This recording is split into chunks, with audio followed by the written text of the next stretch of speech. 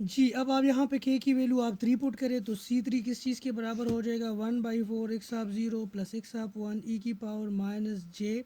के की वैल्यू आपने 3 पुट की तो 6π/4 हो जाएगा प्लस x ऑफ 2 e की power minus J 3 plus x of 3 e की पावर माइनस जे 12। के की वैल्यू 3 है तो ये 18π/4। अब यहाँ पे आप देखें x ऑफ 0 की वैल्यू जो है this is 1, x of zero की वैल्यू 1 है, एक्स ऑफ 1 की वैल्यू 1 है, एक्स ऑफ 2 की वैल्यू 0 है, एक्स ऑफ 3 की वैल्यू जो है ये भी 0 है। तो आपके पास ये आ जाएगा C3 is equal to 1/4 1 plus e की power j minus j 6π/4 plus zero 1 plus इसको मैं लिख सकता हूँ cos 3π/2 minus j sine 3π/2। Again मैं यूलर आइडेंटिटी यूज़ कर रहा हूँ।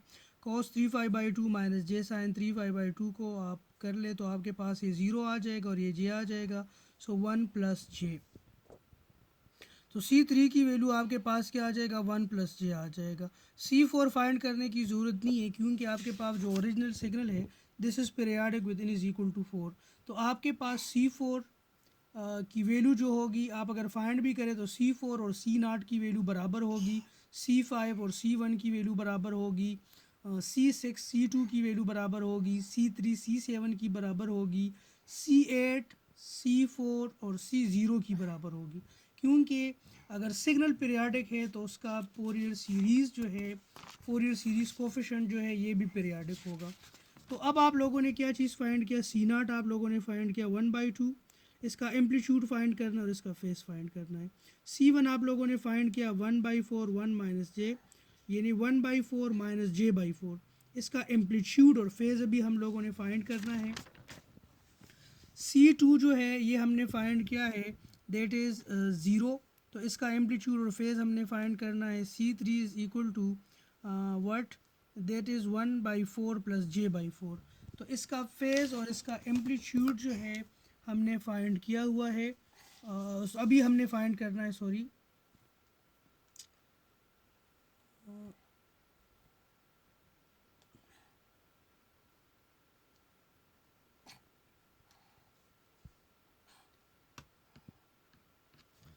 यहाँ पे 20 भी स्लाइड्स में खोलने की कोशिश कर रहा हूँ।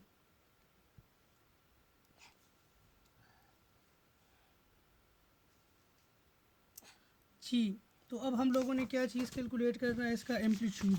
तो C0 का जो एम्पलीट्यूड है वो क्या होगा जी, C0 का एम्पलीट्यूड 1/2 है और इसका फेज़ एंगल क्या होगा, इसका फेज़ एंगल 0 होगा।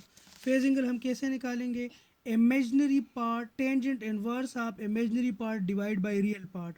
तो इसका इमेजनरी पार्ट 0 है तो 0 डिवाइड बाई 1/2 0 आ जाएगा और टेंजेंट इनवर्स ऑफ 0 0 आ जाएगा। ठीक है, तो C1 यहाँ आपके पास C1 का एम्पलीट्यूड आप कैसे निकालेंगे, ये 1/4 माइनस जे/4 है।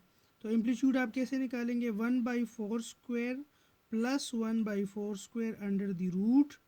और इसका फेज़ आप कैसे निकालेंगे, tangent inverse imaginary part divide by real part. So tangent inverse of imaginary part क्या है -1/4 है और रियल पार्ट क्या है +1/4 है।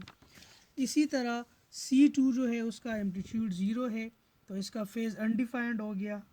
ठीक है, C3 जो है हमारे पास 1/4 प्लस जे/4 है तो इसका एम्पलीट्यूड क्या हो जाएगा 1/4 square plus 1/4 square under the root. और इसका फेस क्या होगा 1/4 डिवाइड बाई 1/4 और उसका टेंजेंट इनवर्स आप ले लें। तो ये हमने कैलकुलेट किया है। C0 का एम्पलीट्यूड 1/2 है, फेज़ इसका 0 है। C1 का एम्पलीट्यूड है 1/4 स्क्वायर प्लस 1/4 स्क्वायर तो C1 का एम्पलीट्यूड 0.35 आ जाएगा। C2 का एम्पलीट्यूड 0 है, C3 का एम्पलीट्यूड 0.35 है। C0 का फेज़ 0 है, C1 का फेज़ क्या है tangent inverse imaginary by real तो -5/4। C2 का फेज़ अनडिफाइंड है क्योंकि C2 0 है। C3 जो है this is tangent inverse imaginary divide by real तो ये 5/4 आ जाएगा। ठीक है, अब हमने इसको प्लाट करना है। यहाँ पे आप देखिए C0 आपके पास क्या है, C0 is 1/2, C1 is 0.35, C2 is 0 and C3 is 0.35. तो ये इसका फेज़ फोरियर सीरीज़ का फेज़ रिस्पॉन्स है, ठीक है। ये ख़ुद को रिपीट कर रहा है, यानी C0 पे जो आपके पास वैल्यू है वो आपके पास C4 पे भी होगा, C1 पे जो वैल्यू है वो C5 पे होगा, C2 पे जो वैल्यू है वो C6 पे होगा, क्योंकि इसकी पीरियड इसका क्या है, पीरियड इज इक्वल टू 4 है। तो अगर सिग्नल का पीरियड 4 है तो उसके फोरियर सीरीज़ कोफिशिएंट का अच्छा। यहाँ पे ये भी हमने फेस को प्लाट किया है कि C0 का फेस क्या था। C0 का फेज़ जो है वो 0 है, C1 का फेज़ जो था -5/4 है। हाँ, C1 का फेज़ -5/4 है और C2 का जो फेज़ है दिस इज़ अनडिफाइंड। ये बुक में थोड़ा ज़्यादा क्लियर है तो हम इसको बुक से पढ़ेंगे।